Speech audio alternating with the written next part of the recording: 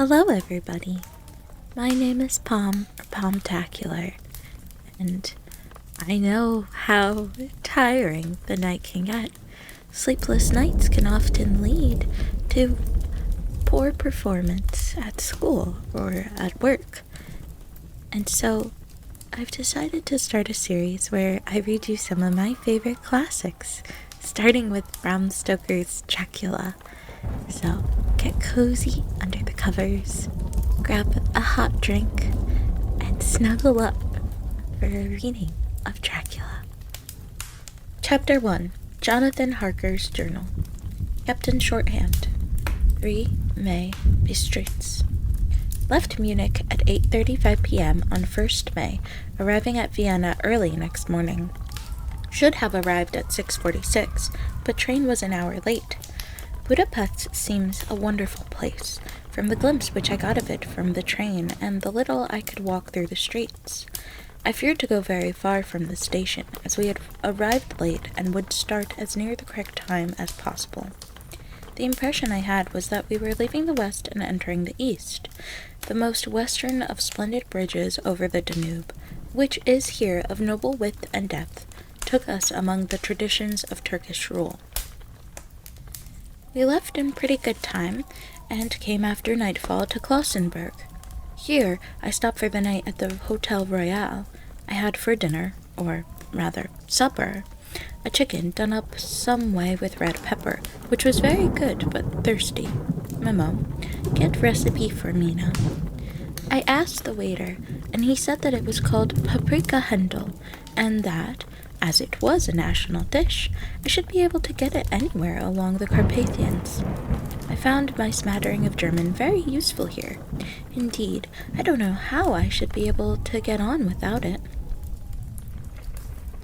Having had some time at my disposal when in London, I had visited the British Museum and made search among the books and maps in the library regarding Transylvania. It had struck me that some foreknowledge of the country that could hardly fail to have some importance in dealing with the noblemen of that country. I find that the district he named is the extreme east of the country, just on the borders of 3 states, Transylvania, Moldavia, and Bukovina, in the midst of the Carpathian Mountains, one of the wildest and least known portions of Europe. I was not able to light on any map or work giving the exact locality of the Castle Dracula, as there are no maps of this country as yet to compare with our own Ordnance Survey maps. But I found that Bistritz, the post town named by Count Dracula, is a fairly well-known place. I shall enter here some of my notes, as they may refresh my memory when I talk over my travels with Mina. In the population of Transylvania, there are 4 distinct nationalities: Saxons in the south, and mixed with them the Wallachs, who are descendants of the Dacians, Magyars in the west, and Stelkis in the east and north. I am going among the latter, who claim to be descended from Attila and the Huns. This may be so, for when the Magyars conquered the country in the 11th century, they found the Huns settled in it. I read that every known superstition in the world is gathered into the horseshoe of the Carpathians, as if it were the center of some sort of imaginative whirlpool. If so, my stay may be very interesting. Memo, I must ask the Count all about them. I did not sleep well, though my bed was comfortable enough, for I had all sorts of queer dreams. There was a dog howling all night under my window, which may have had something to do with it.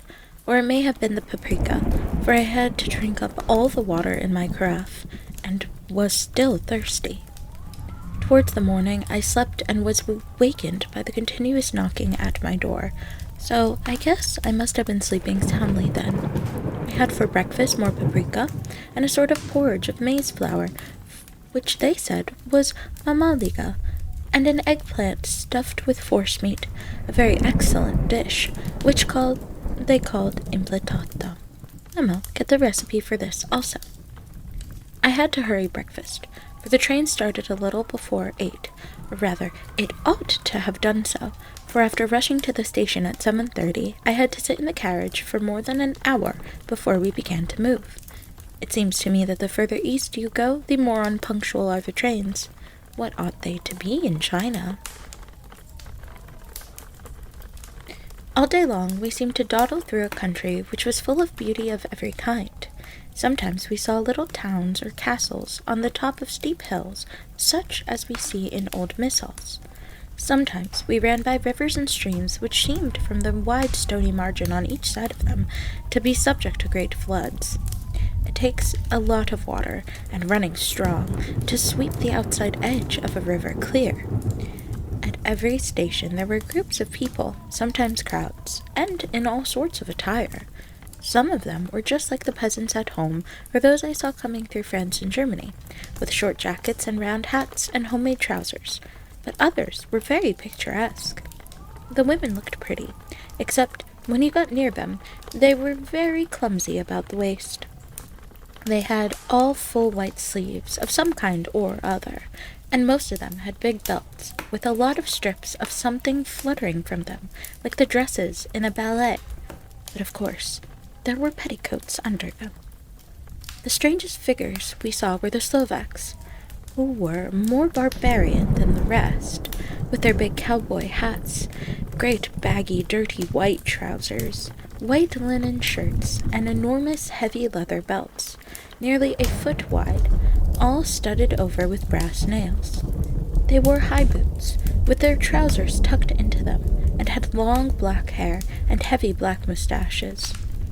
They are very picturesque, but do not look prepossessing. On the stage, they would be set down at once as some old oriental band of brigands. They are, however, I am told, very harmless, and rather wanting in natural self-assertion. It was on the dark side of twilight when we got to Bistritz, which is a very interesting old place, being practically on the frontier, for the Borgo Pass leads from it into Bukovina. It has had a very stormy existence, and it certainly shows marks of it. 50 years ago, a series of great fires took place, which made terrible havoc on 5 separate occasions. At the very beginning of the 17th century, it underwent a siege of 3 weeks, and lost 13,000 people, the casualties of war proper being assisted by famine and disease. Count Dracula had directed me to go to the Golden Krone Hotel, which I found, to my great delight, to be thoroughly old-fashioned, for, of course, I wanted to see all that I could of the ways of the country.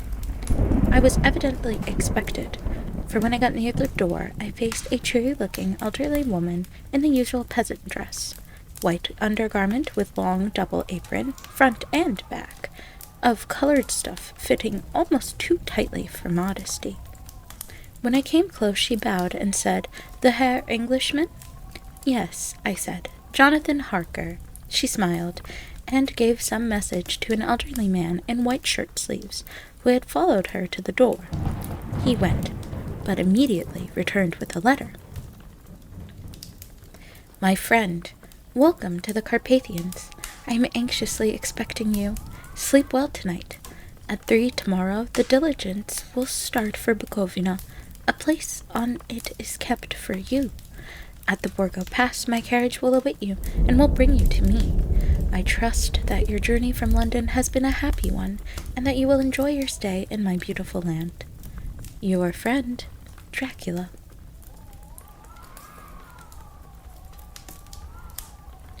For May. I found that my landlord had got a letter from the Count, directing him to secure the best place on the coach for me, but, on making inquiries as to the details, he seemed somewhat reticent, and pretended that he could not understand my German. This could not be true, because up to then he had understood it perfectly. At least, he answered my questions exactly as if he did. He and his wife, the old lady who had received me, looked at each other in a frightened sort of way. He mumbled out that the money had been sent in a letter, and that was all he knew.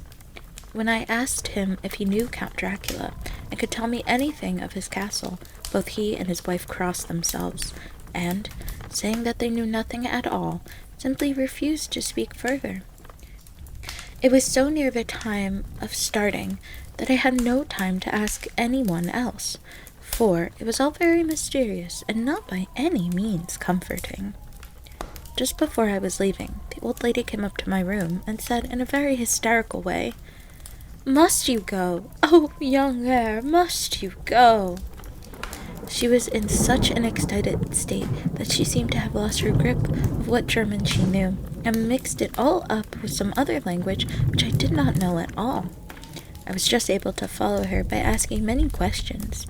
When I told her that I must go at once, and that I was engaged on important business, she asked again, "Do you know what day it is?"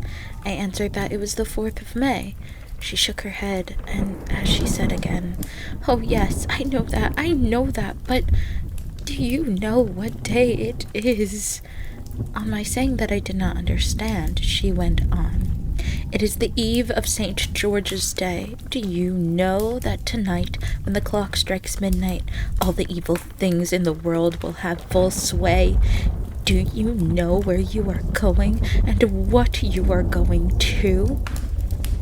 She was in such evident distress that I tried to comfort her, but without effect. Finally, she went down on her knees and implored me not to go, at least to wait a day or two before starting. It was all very ridiculous, but I did not feel comfortable. However, there was business to be done, and I couldn't allow nothing to interfere with it. I therefore tried to raise her up, and said, as gravely as I could, that I thanked her, but my duty was imperative, and that I must go. She then rose and dried her eyes, and taking a crucifix from her neck, offered it to me. I did not know what to do, for, as an English churchman, I have been taught to regard such things as in some measure idolatrous, and yet it seemed so ungracious to refuse an old lady meaning so well, and in such a state of mind. She saw, I suppose, the doubt in my face, for she put the rosary round my neck and said, "For your mother's sake," and went out of the room.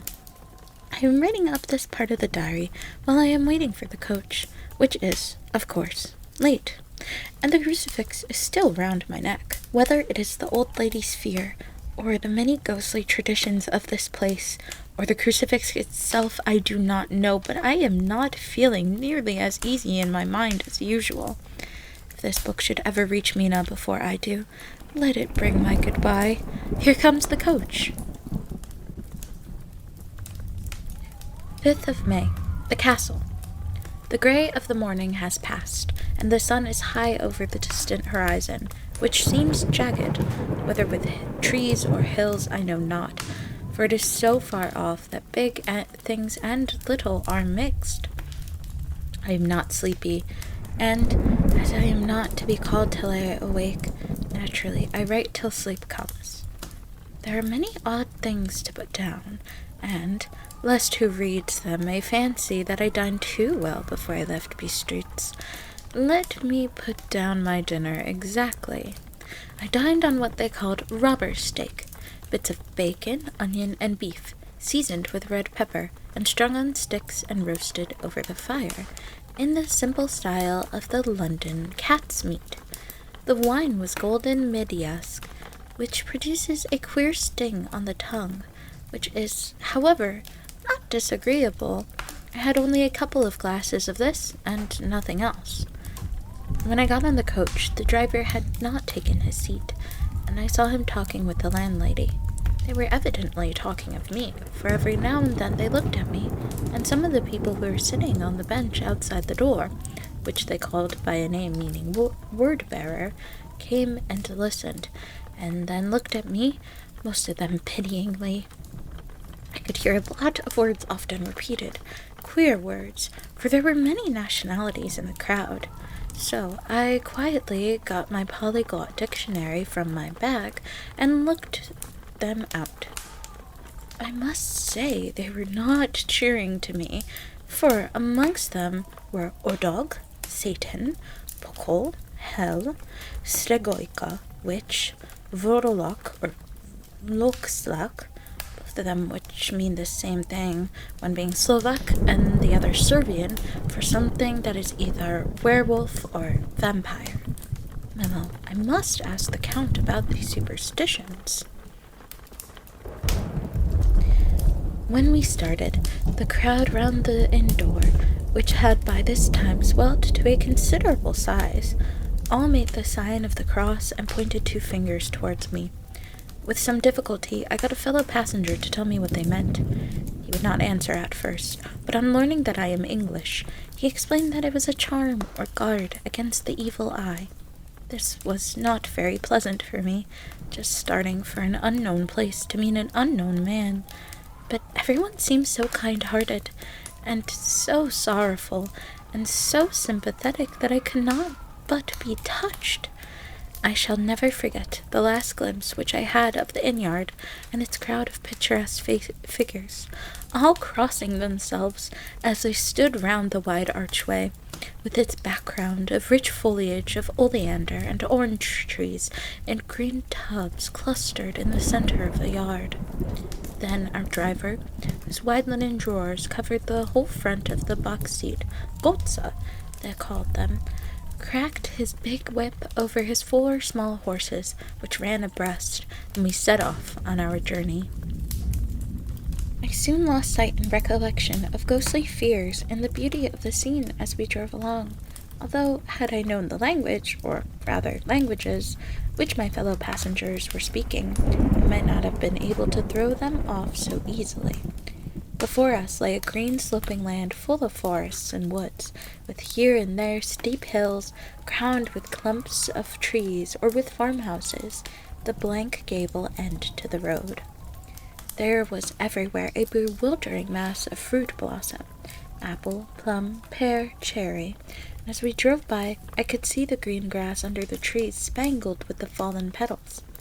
In and out amongst these green hills of what they call here the Mittelland, ran the road, losing itself as they swept round the grassy curve, or was shut out by the straggling ends of the pined woods, which here and there ran down the hillsides like tongues of flame.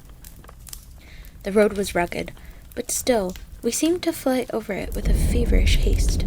I could not understand then what the haste meant, but the driver was evidently bent on losing no time in reaching Borgobrund. I was told that this road is in summer-time excellent, but that it had not yet been put in order after the winter snows. In this respect, it is different from the general run of roads in the Carpathians, for it is an old tradition that they are not to be kept in too good order. Of old, the hospodars would not repair them, lest the Turks should think that they were preparing to bring in foreign troops, and so hasten the war which was always really at loading point. Beyond the green, swelling hills of the Mittelland rose mighty slopes of forest up to the lofty steeps of the Carpathians themselves. Right and left of us they towered, with the afternoon sun falling upon them and bringing out all the glorious colors of this beautiful range. Deep blue and purple in the shadows of the peaks, green and brown where grass and rock mingled, and an endless perspective of jagged rock and pointed crags, till these were themselves lost in the distance, where the snowy peaks rose grandly. Here and there seemed mighty rifts in the mountains, through which, as the sun began to sink, we saw now and again the white gleam of falling water. One of my companions touched my arm as we swept round the base of the hill and opened up the lofty, snow-covered peak of a mountain, which seemed, as we wound on our serpentine way, to be right before us. "Look, Istenzek! Hadsi!" and he crossed himself reverently. As we wound on our endless way, and the sun sank lower and lower behind us, the shadows of the evening began to creep round us. This was emphasized by the fact that the snowy mountain top still held the sunset, and seemed to glow out with a delicate cool pink. Here and there we passed Czechs and Slovaks, all in picturesque attire, but I noticed that Gotrid was painfully prevalent. By the roadside were many crosses, and as we swept by, my companions all crossed themselves. Here and there was a peasant man or woman kneeling before a shrine, who did not even turn round as we approached, but seemed in the self-surrender of devotion to have neither eyes nor ears for the outer world. There were many things new to me, For instance, hayricks in the trees, and here and there very beautiful masses of weeping birch, their white stems shining like silver through the delicate green of the leaves. Now and again we passed a Leiterwagen, the ordinary peasant's cart, with its long, snake-like vertebra calculated to suit the inequalities of the road. On this were sure to be seated quite a group of homecoming peasants, the Czechs with their white, and the Slovaks with their colored sheepskins, the latter carrying lance fastened to their long staves, with axe at end. As the evening fell, it began to get very cold, and the growing twilight seemed to merge into one dark mistiness, the gloom of the trees, oak, beech, and pine, though in the valleys which ran deep between the spurs of the hills, as we ascended through the pass, the dark firs stood out here and there against the background of late-lying snow. Sometimes, as the road was being cut through the pine woods that seemed in the darkness to be closing down upon us, great masses of grayness, which here and there bestrewed the trees, produced a peculiarly weird and solemn effect, which carried on the thoughts and grim fancies engendered earlier in the evening, when the falling sunset threw into strange relief the ghost-like clouds which, amongst the Carpathians, seemed to wind ceaselessly through the valleys. Sometimes the hills were so steep that, despite our driver's haste, the horses could only go slowly. I wished to get down and walk up to them, as we do at home, but the driver would not hear of it. No, he said, you must not walk here. The dogs are too fierce. And then he added, with what he evidently meant for a grim pleasantry, for he looked round to catch the approving smile of the rest, and you may have enough of such matters before you go to sleep. The only stop he would make was a moment's pause to light his lamps. When it grew dark, there seemed to be some excitement amongst the passengers, as they kept speaking to him, one after the other, as though urging him to further speed. He lashed the horses unmercifully with his long whip, and with wild cries of encouragement, urged them on to further exertions. Then, through the darkness, I could see a sort of patch of grey light ahead of us, as though there were a cleft in the hills. The excitement of the passengers grew greater. The crazy coach rocked on its great leather springs, and swayed like a boat tossed on a stormy sea. I had to hold on. The road grew more level. We appeared to fly along. Then the mountains seemed to come nearer to us on each side, and to frown down upon us. We were entering the Borgo Pass. One by one, several of the passengers offered me gifts, which they pressed upon me with an earnestness which would take no denial. These were certainly of an odd and varied kind, but each was given in simple good faith, with a kindly word and a blessing, and that strange mixture of fear-meaning movements which I had seen outside the hotel in these streets, the sign of the cross and the guard against the evil eye. Then, as we flew along, the driver leaned forward, and on each side of the passengers, craning over the edge of the coach, peered eagerly into the darkness. It was evident that something very exciting was either happening or expected, but though I asked each passenger, no one would give me the slightest explanation. The state of excitement kept on for some little time, and at last we saw before us the pass opening out on the eastern side. There were dark, rolling clouds overhead, and in the air the heavy, oppressive sense of thunder. It seemed as though the mountain range had separated two atmospheres, and that now we had got into the thunderous one. I was now myself looking out for the conveyance which was to take me to the Count. Each moment I expected to see the glare of lamps through the blackness, but all was dark. The only light was the flickering rays of our own lamps, in which the steam from our hard-driven horses rose in a white cloud. We could see now the sandy road lying white before us, and there was on it no sign of a vehicle.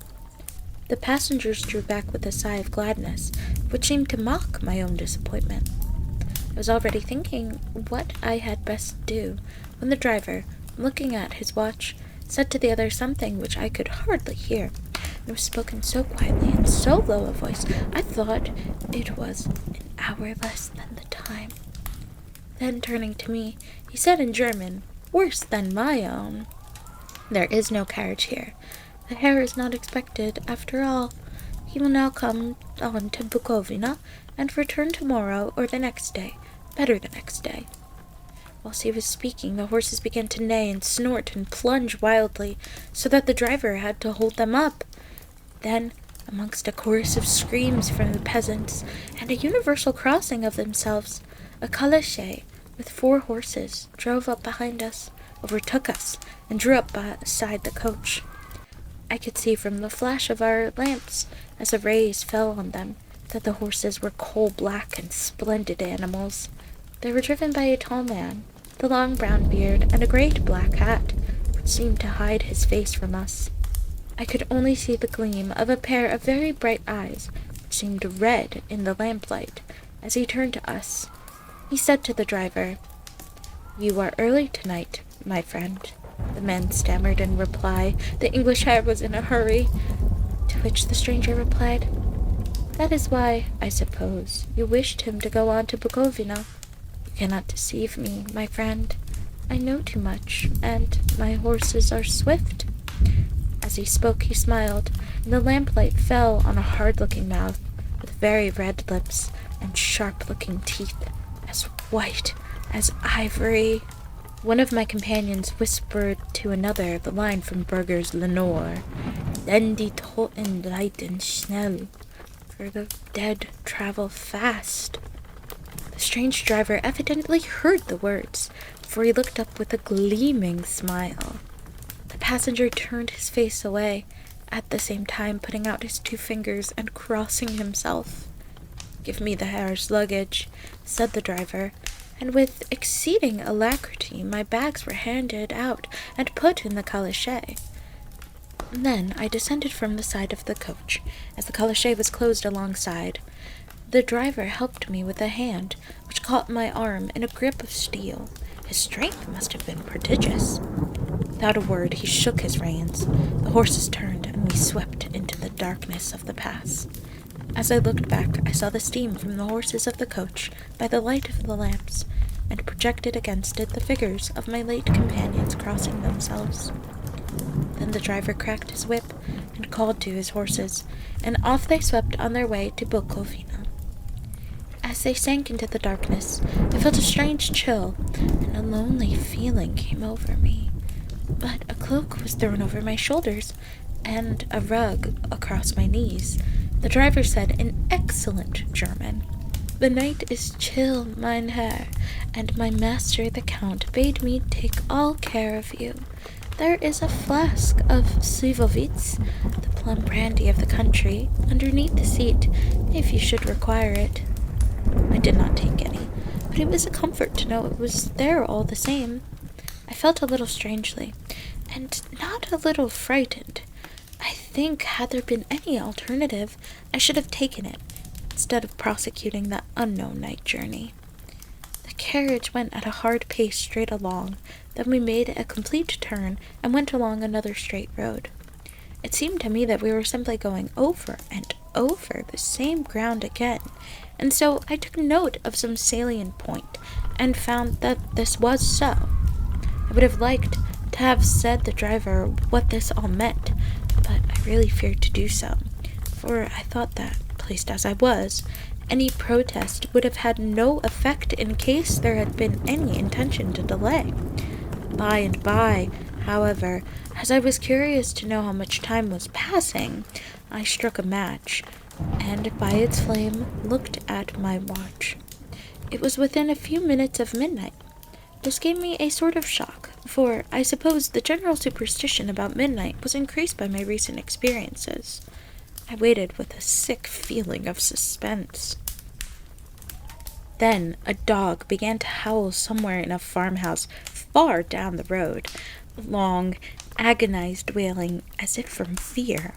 The sound was taken up by another dog, and then another and another, till, borne on the wind which now sighed softly through the pass, a wild howling began, which seemed to come from all over the country, as far as the imagination could grasp it through the gloom of the night. At the first howl, the horses began to strain and rear, but the driver spoke to them soothingly, and they quieted down, but shivered and sweated as though after a runaway from sudden fright. Then, far off in the distance, from the mountains on each side of us began a louder and sharper howling, that of wolves, which affected both the horses and myself in the same way, for I was minded to jump from the calash and run, whilst they reared again and plunged madly, so that the driver had to use all his great strength to keep them from bolting. In a few minutes, however, my own ears got accustomed to the sound, and the horses so far became quiet that the driver was able to descend and to stand before them. He petted and soothed them, and whispered something in their ears, as I have heard of horse-tamers doing, and with extraordinary effect, for under his caresses they became quite manageable again, though they still trembled. The driver took his seat, and shaking his reins, started off at a great pace. This time, after going to the far side of the pass, he suddenly turned down a narrow roadway which ran sharply to the right. Soon we were hemmed in with trees, which in places arched right over the roadway till we passed as through a tunnel, and again great frowning rocks guarded us boldly on either side. Though we were in shelter, we could hear the rising wind, for it moaned and whistled through the rocks, and the branches of the trees crashed together as we swept along. It grew colder and colder still, and fine, powdery snow began to fall, so that soon we and all around us were covered with a white blanket. The keen wind still carried the howling of the dogs, though this grew fainter as we went on our way. The baying of the wolves sounded nearer and nearer, as though they were closing round on us from every side. I grew dreadfully afraid, and the horses shared my fear. The driver, however, was not in the least disturbed. He kept turning his head to left and right, but I could not see anything in the darkness. Suddenly, away on our left, I saw a faint flickering blue flame. The driver saw it at the same moment. He at once checked the horses, and, jumping to the ground, disappeared into the darkness. I did not know what to do, the less as the howling of the wolves grew closer. But while I wondered, the driver suddenly appeared again, and without a word took his seat, and we resumed our journey. I think I must have fallen asleep, and kept dreaming of the incident, for it seemed to be repeated endlessly. And now looking back, it is like a sort of awful nightmare. Once the flame appeared so near the road that even in the darkness around us I could watch the driver's motions. He went rapidly to where the blue flame arose. It must have been very faint, for it did not seem to illuminate the place around it at all.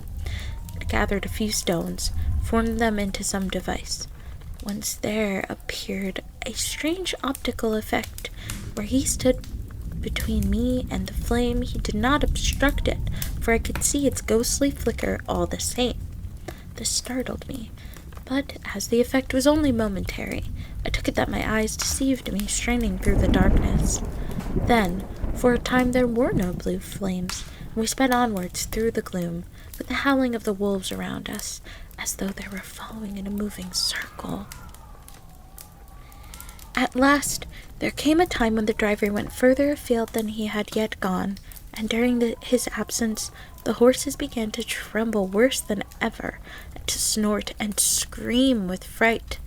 I could not see any cause for it, for the howling of the wolves had ceased altogether, but just then the moon, sailing through the black clouds, appeared behind the jagged crest of a beetling, pine-clad rock, and by its light I saw around us a ring of wolves, with white teeth and lolling red tongues, with long, sinewy limbs and shaggy hair.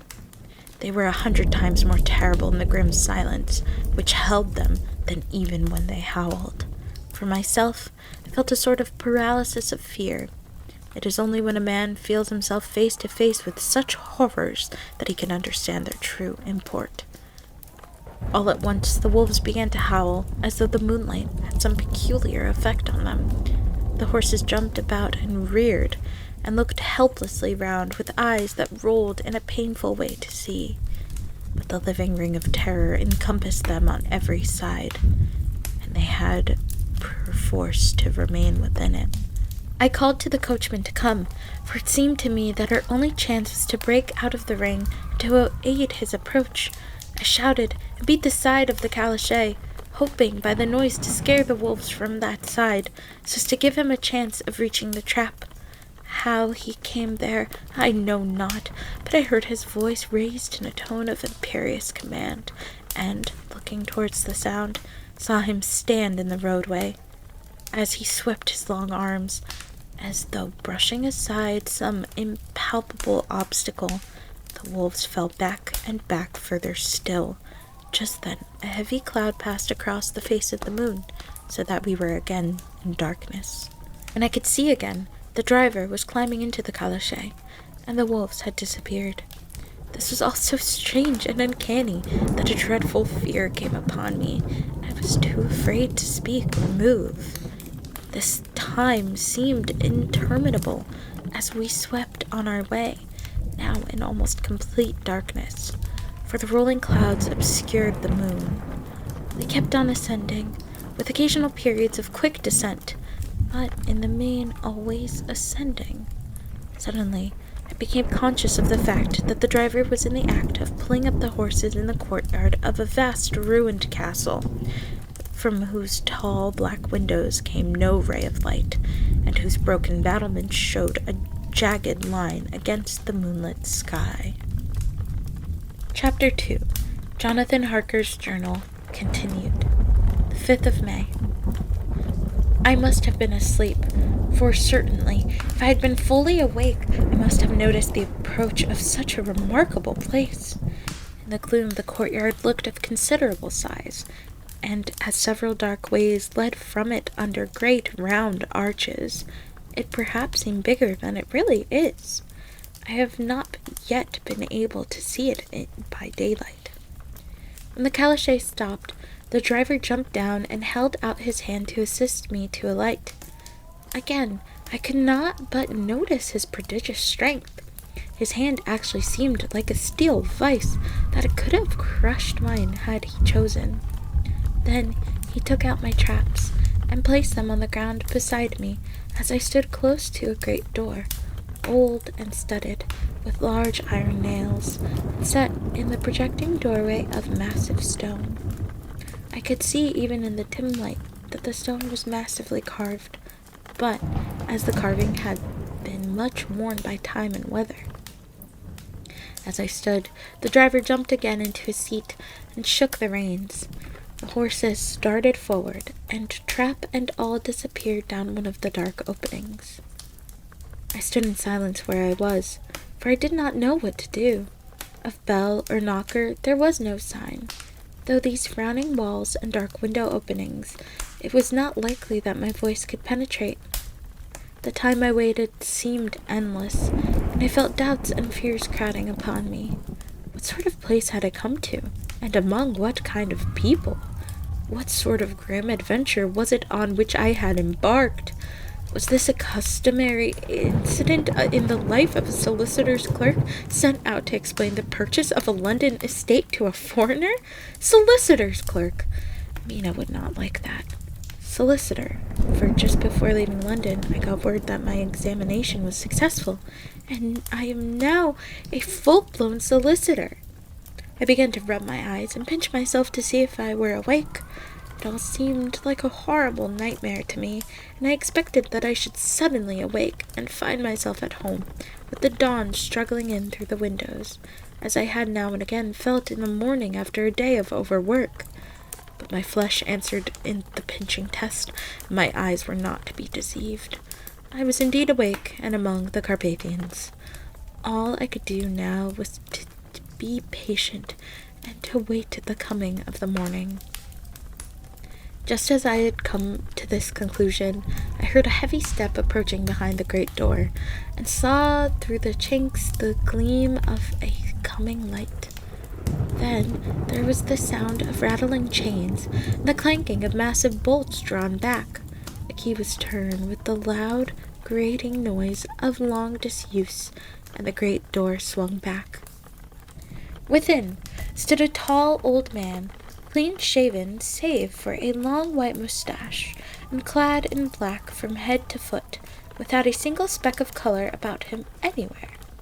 He held in his hand an antique silver lamp, in which the flame burned without chimney or globe or of any kind, throwing long quivering shadows as it flickered in the draught of the open door. The old man motioned me in with his right hand with a courtly gesture, saying in excellent English, but with a strange intonation, "Welcome to my house. Enter freely and of your own will." He made no motion of stepping to meet me, but stood like a statue, as though his gesture of welcome had fixed him into the stone. The instant, however, that I had stepped over the threshold, he moved impulsively forward, and holding out his hand, grasped mine with a strength that made me wince, an effect which was not lessened by the fact that it seemed as cold as ice, more like the hand of a dead than a living man. Again he said, "Welcome to my house. Come freely, go safely, and leave something of the happiness you bring." The strength of the handshake was so much akin to that which I had noticed in the driver, whose face I had not seen, that for a moment I doubted if it were not the same person to whom I was speaking. So to make sure, I said interrogatively, "Count Dracula?" He bowed in a courtly way as he replied, "I am Dracula, and I bid you welcome, Mr. Harker, to my house. Come in. The night air is chill, and you must need to eat and rest." As he was speaking, he put the lamp on a bracket on the wall, and stepping out, took my luggage. He had carried it in before I could forestall him. I protested, but he insisted. "Nay, sir, you are my guest. It is late, and my people are not available. Let me see to your comfort myself." He insisted on carrying my traps along the passage, and then up a great winding stair, and along another great passage, on whose stone floor our steps rang heavily. At the end of this he threw open a heavy door, and I rejoiced to see within a well-lit room in which a table was spread for supper, and on whose mighty hearth a great fire of logs, freshly replenished, flamed and flared.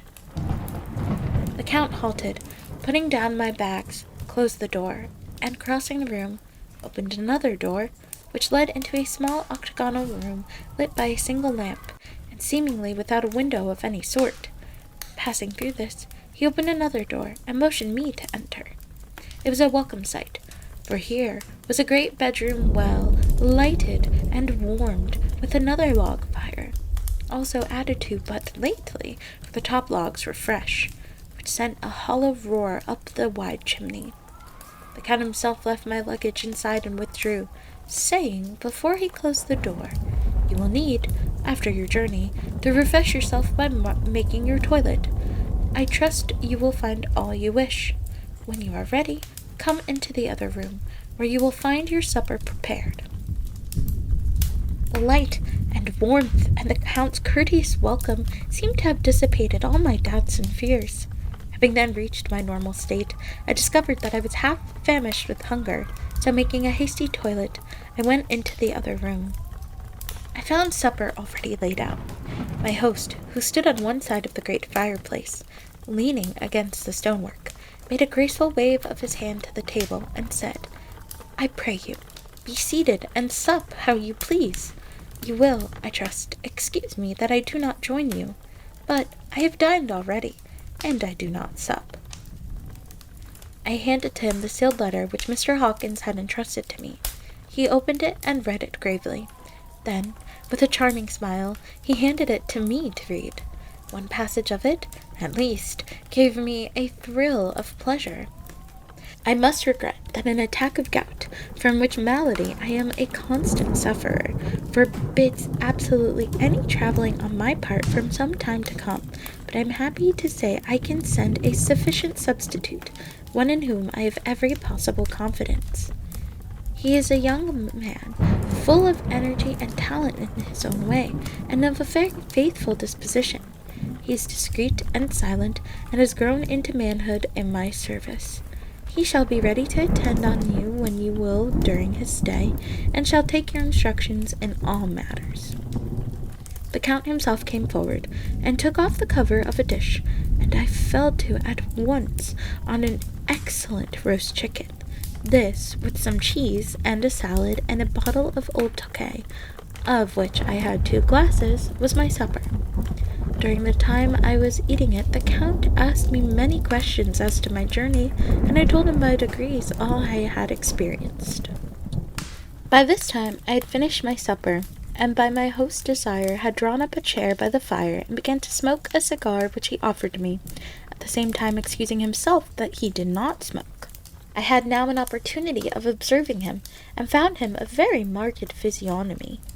His face was a very strong aquiline, with a high bridge of the thin nose, and peculiarly arched nostrils, with lofty domed forehead, and hair growing scantily round the temples, but profusely elsewhere. His eyebrows were very massive, almost meeting over the nose, and with bushy hair that seemed to curl in its own profusion. The mouth, so far as I could see it under the heavy moustache, was fixed and rather cruel-looking, with peculiarly sharp white teeth, those protruding over the lips, whose remarkable ruddiness showed astounding vitality in a man of his years. For the rest, his ears were pale, and at the tops extremely pointed. The chin was broad and strong, and the cheeks firm, though thin. The general effect was one of extraordinary pallor. Hitherto, I noticed the backs of his hands as they lay on his knees in the firelight, and they had seemed rather white and fine, but seeing them now close to me, I could not but notice that they were rather coarse, broad, with squat fingers.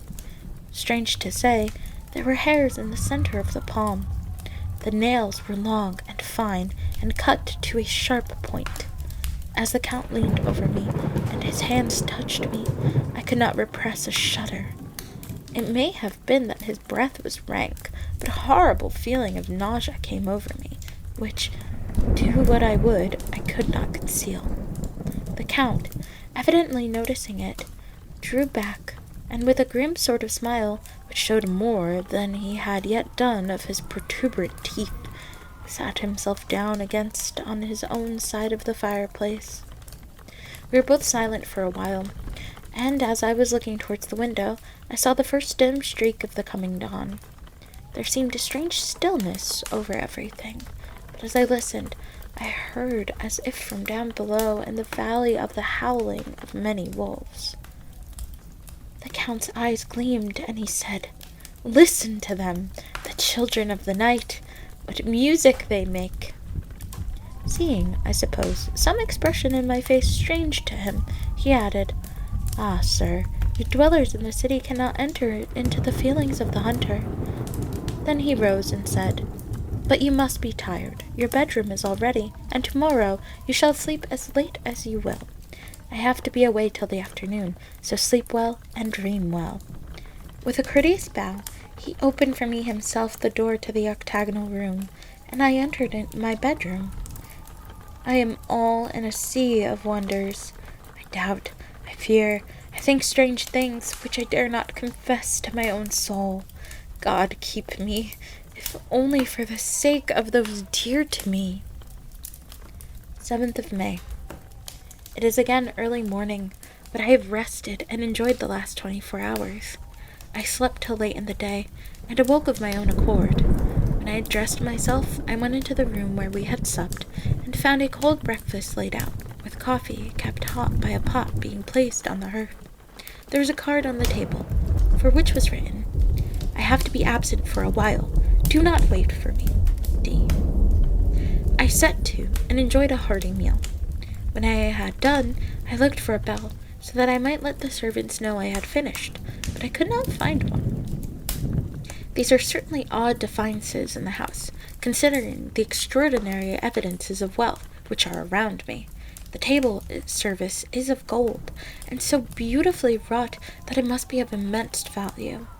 The curtains and upholstery of the chairs and sofas and the hangings of my bed are of the costliest and most beautiful fabrics, and must have been of fabulous value when they were made, for they are centuries old, though in excellent order. I saw something like them in Hampton Court, but they were worn and frayed and moth-eaten. But still, in none of the rooms is there a mirror. There is not even a toilet glass on my table, and I had to get the little shaving glass from my bag before I could either shave or brush my hair. I have not yet seen a servant anywhere, or heard a sound near the castle, except the howling of wolves. Some time after I had finished my meal, I do not know whether to call it breakfast or dinner, for it was between 5 and 6 o'clock when I had it. I looked about for something to read, for I did not like to go about the castle until I had asked the Count's permission. There was absolutely nothing in the room, book, newspaper, or even writing materials. So I opened another door in the room and found a sort of library. The door opposite mine I tried, but found it locked. In the library I found, to my great delight, a vast number of English books, whole shelves full of them, and bound volumes of magazines and newspapers. A table in the center was littered with English magazines and newspapers, though none of them were of very recent date. The books were of the most varied kind: history, geography, politics, political economy, botany, geology, law, all relating to England and English life, and customs and manners. There were even such books of reference as London's Dictionary, the Red and Blue Books, Whitaker's Almanac, the Army and Navy Lists, and, it somehow gladdened my heart to see this, the Law List. While I was looking at the books, the door opened, and the Count entered. He saluted me in a hearty way, and hoped that I had had a good night's rest. Then he went on, "I'm glad you found your way in here, for I am sure there is much that will interest you.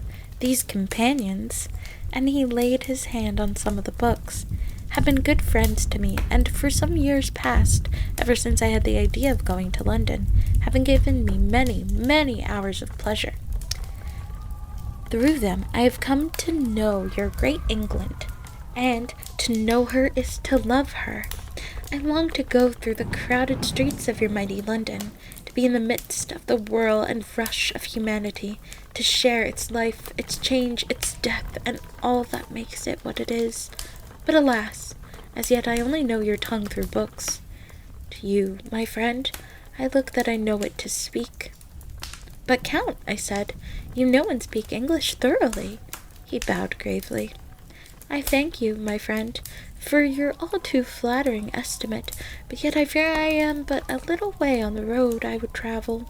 True, I know the grammar and the words, but yet I know not how to speak them." "Indeed," I said, "you speak excellently." "Not so," he answered. "Well, I know that. Did I move and speak in your London, none there are who would not know me for a stranger. That is not enough for me. Here I am noble, I am boyar. The common people know me, and I am master. But a stranger in a strange land, he is no one. Men know him not, and to know not is to care not for. I am content if I am like the rest, so that no man stops if he see me, or pause in his speaking if he hear my words. Ha ha! A stranger! I have been so long master that I would be master still, or at least that none other should be master of me. You come to me, not alone as agent of my friend Peter Hawkins of Exeter, to tell me all about my new estate in London. You shall, I trust, rest here with me a while, so that by our talking I may learn the English intonation, and I would that you tell me when I make error, even of the smallest, in my speaking. I am sorry that I had to be away so long today, but you will, I know, forgive one who has so many important affairs in hand."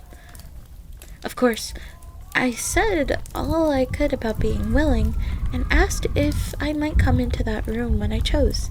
He answered, "Yes, certainly," and added, You may go anywhere you wish in the castle, except where the doors are locked, where, of course, you will not wish to go. There is reason that all things are as they are, and, did you see with my eyes and know with my knowledge, you would perhaps better understand." I said I was sure of this, and then he went on, "We are in Transylvania, and Transylvania is not England.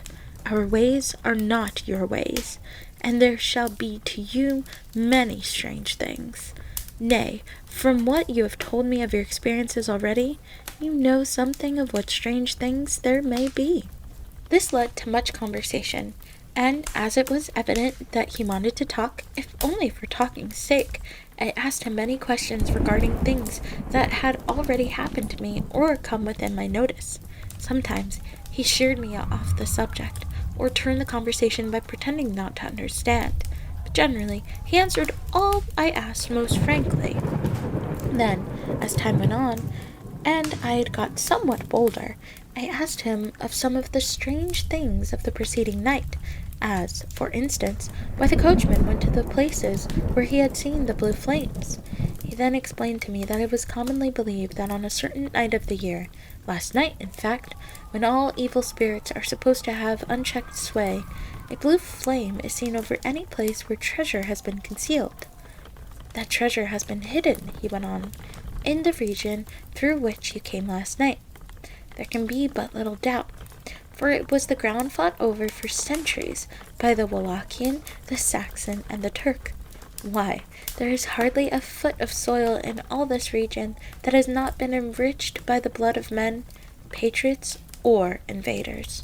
In old days, there were stirring times, when the Austrian and the Hungarian came up in hordes, and the patriots went out to meet them, men and women, the aged and the children too, and waited their coming on the rocks above the passes, that they might sweep destruction on them with their artificial avalanches. When the invader was triumphant, he found but little, for whatever there was had been sheltered in the friendly soil." "But how," said I, "can it have remained so long undiscovered, when there is a sure index to it, if men will but take the trouble to look?" The Count smiled, and as his lips ran back over his gums, the long, sharp canine teeth showed out strangely. He answered, "Because your peasant is at heart a coward and a fool. Those flames only appear on one night, and on that night no man of this land will, if he can help it, stir without his doors. And, dear sir, even if he did, he would not know what to do. Why, even the peasant that you tell me of who marked the place of this flame would not know where to look in the daylight, even for his own work. Even you would not, I dare be sworn, be able to find these places again?" "There you are right," I said.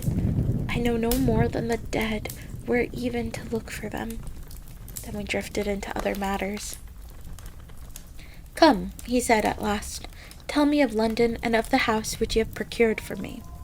With an apology for my remissness, I went into my own room to get the papers from my bag. Whilst I was placing them in order, I heard a rattling of china and silver in the next room, and as I passed through it, noticed the table had been cleared and the lamp lit, for it was by this time deep into the dark. The lamps were also lit in the study or library, and I found the Count lying on the sofa, reading, of all things in the world, an English Bradshaw's Guide. When I came in, he cleared the books and papers from the table, and with him I went into plans and deeds and figures of all sorts. He was interested in everything, and asked me a myriad of questions about the place and its surroundings. He clearly had studied it beforehand, all he could get on the subject of the neighborhood, for he evidently at the end knew very much more than I did. When I remarked this, he answered, "Well, but my friend, is it not needful that I should? When I go there, I shall be all alone, and my friend Harker Jonathan— Nay, pardon me, I fall into my country's habit of putting your patronymic first.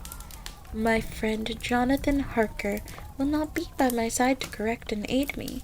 He will be in Exeter, miles away, probably working on some papers of the law with my other friend, Peter Hawkins. So, we went thoroughly into the business of the purchase of the estate at Purfleet. When I had told him of the facts and got his signature to the necessary papers, and had written a letter with them ready to post to Mr. Hawkins, he began to ask me how I had come across so suitable a place. I read to him the notes which I had made at the time, and which I had inscribed here. At Purfleet, on a by-road, I came across such a place as seemed to be required, and where was displayed a dilapidated notice that the place was for sale. It is surrounded by a high wall of ancient structure, built of heavy stones, and has not been repaired for a large number of years.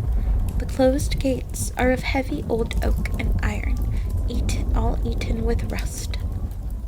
The estate is called Carfax, no doubt a corruption of the old quatreface, as the house is four-sided, agreeing with the cardinal points of the compass.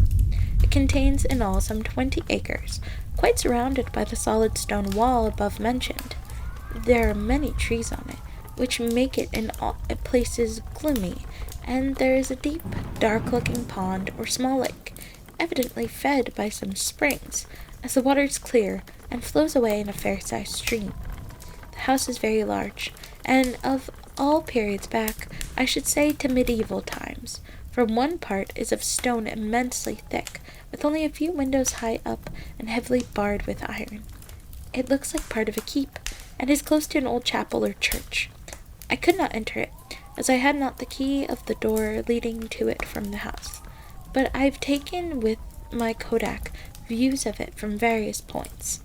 The house has been added to, but in a very straggling way, and I can only guess the amount of ground it covers, which must be very great. There are but few houses close at hand, one being a very large house only recently added to, and formed into a private lunatic asylum. It is not, however, visible from the grounds. When I had finished, he said, "I am glad that it is old and big. I myself am of an old family, and to live in a new house would kill me. The house cannot be made habitable in a day, and after all, how few days go to make up a century. I rejoice also that there is a chapel of old times. We Transylvanian nobles love not to think that our bones may lie amongst the common dead. I seek not gaiety nor mirth, not the bright voluptuousness of much sunshine and sparkling waters which please the young and gay. I am no longer young, and my heart, though weary years of mourning over the dead, is not attuned to mirth. Moreover, the walls of my castle are broken, the shadows are many, and the wind breathes cold through the broken battlements and castlements. I love the shade and the shadow, and would be alone with my thoughts when I may." Somehow his words and his look did not seem to accord, or else it was that his cast of face made his smile look malignant and saturnine. Presently, with an excuse, he left me, asking me to put all my papers together. He was some little time away, and I began to look at some of the books around me. One was an atlas, which I found open naturally at England, as if that map had been much used. On looking at it, I found certain places little rings marked, and on examining these, I noticed that one was near London on the east side, manifestly where his new estate was situated. The other two were Exeter and Whitby on the Yorkshire coast. It was better part of an hour when the Count returned. "Aha!" he said, "still at your books. Good, but you must not work always. Come, I am informed that your supper is ready." He took my arm, and we went into the next room, where I found an excellent supper ready at the table. The Count again excused himself, as he had dined out on his being away from home. But, as he sat on the previous night, and chatted whilst I ate. After supper I smoked, as on the last evening, and the Count stayed with me, chatting and asking questions on every conceivable subject, hour after hour. I felt that it was getting very late indeed, but I did not say anything, for I felt under obligation to meet my host's wishes in every way. I was not sleepy, as the long sleep yesterday had fortified me, but I could not help experiencing that chill which comes over one at the coming of the dawn, which is like, in its way, the turn of the tide. They say that people who are near death die generally at the change to the dawn, or at the turn of the tide. Anyone who has, when tired, and tied as it were to his post, experienced this change in atmosphere can well believe it. All at once, we heard the crow of a cock coming up with preternatural shrillness through the clear morning air. Count Dracula, jumping to his feet, said, "Why, there's the morning again. How remiss I am to let you stay up so long. You must make your conversation regarding my dear new country of England less interesting, so that I may not forget how time flies by us." And, with a courtly bow, he quickly left me. I went into my own room and drew the curtains, but there was little to notice. My window opened into the courtyard. All I could see was the warm gray of the quickening sky, so I pulled the curtains again, and have written of this day. 8th May. I began to fear as I wrote in this book that I was getting too diffuse, but now I am glad that I went into detail from the first, for there is something so strange about this place and all in it that I cannot but feel uneasy. I wish I were safe out of it, or that I had never come. It may be that this strange night existence is telling on me, but would that were all. If there were anyone to talk to, I could bear it, but there is no one. I have only the Count to speak with, and he. I fear I am myself the only living soul within the place. Let me be prosaic so far as facts can be. It will help me to bear up, and imagination must not run riot with me. If it does, I am lost. Let me say at once how I stand, or seem to. I only slept a few hours when I went to bed, and feeling that I could not sleep any more, got up. I had hung my shaving glass by the window, and was just beginning to shave. Suddenly, I felt a hand on my shoulder, and heard the Count's voice saying to me, "Good morning." I started, for it amazed me that I had not seen him, since the reflection of the glass covered the whole room behind me. In starting, I had cut myself slightly, but did not notice it at the moment. Having answered the Count's salutation, I turned to the glass again to see how I had been mistaken. This time there could be no error, for the man was close to me, and I could see him over my shoulder, but there was no reflection of him in the mirror. The whole room behind me was displayed, but there was no sign of a man in it, except myself. This was startling, and, coming on top of so many strange things, was beginning to increase the vague feeling of uneasiness which I have always had when the Count is near. But at the instant, I saw that the cut had bled a little, and the blood was trickling over my chin. I laid down the razor, turning as I did so half round to look for some sticking plaster. When the Count saw my face, his eyes blazed with some sort of demonic fury, and he suddenly made a grab at my throat. I drew away, and his hand touched the string of beads which held the crucifix. It made an instant change in him, for the fury passed so quickly that I could hardly believe that it was ever there. "Take care," he said. "Take care how you cut yourself. It is more dangerous than you think in this country."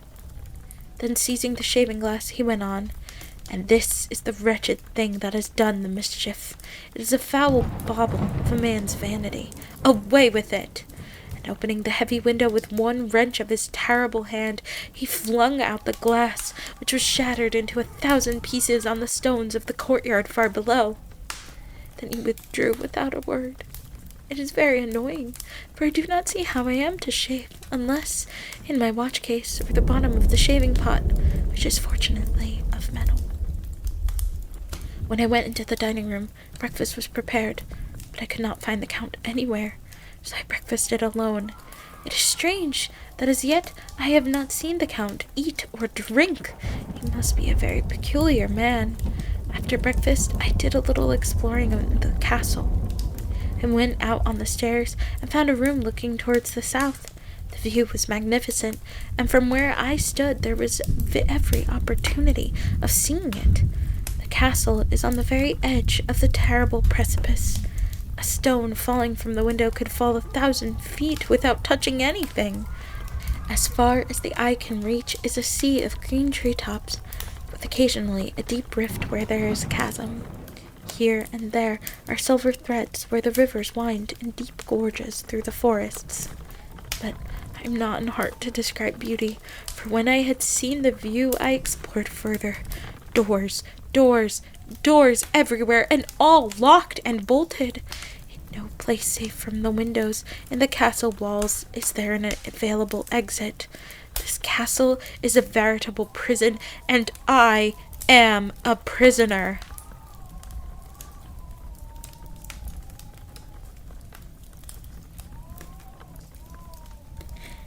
Thank you for listening to chapters 1 and 2 of Dracula.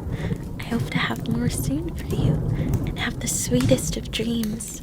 Bye bye. Mwah.